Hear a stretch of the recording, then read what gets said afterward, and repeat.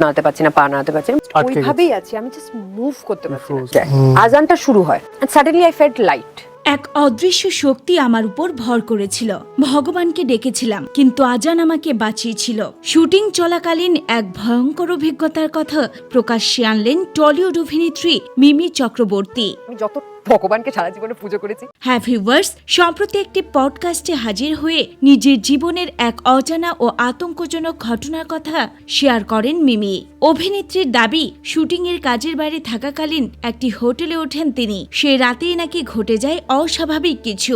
পডকাস্টে মিমি জানান, হোটেলের ঘরে একা থাকাকালীন হঠাৎ করে তিনি অদ্ভুত অস্বস্তি অনুভব করতে শুরু করেন। মিমি বলেন, মনে হচ্ছিল কোনো অদৃশ্য শক্তি আমার শরীরের উপর ভর করেছে। আমি নড়াচড়া করতে পারছিলাম না, গলা দিয়ে কোনো আওয়াজও বেরোচ্ছিল না। মিমির দাবি, সেই মুহূর্তে প্রবল ভয় গ্রাস করেছিল তাকে। তিনি তখন ভগবানকে ডাকতে থাকেন, কিন্তু পরিস্থিতি আরো জটিল হয়ে ওঠে। ঠিক সেই সময়ই হোটেলের বাইরে থেকে ভেসে আসে আজানের শব্দ। অভিনেত্রীর কথায়, আজানের আওয়াজ শোনার পর ধীরে ধীরে আমি স্বাভাবিক হতে শুরু করি। মনে হচ্ছিল কেউ আমাকে সেই অদৃশ্য শক্তির কবল থেকে টেনে বের করে আনছে।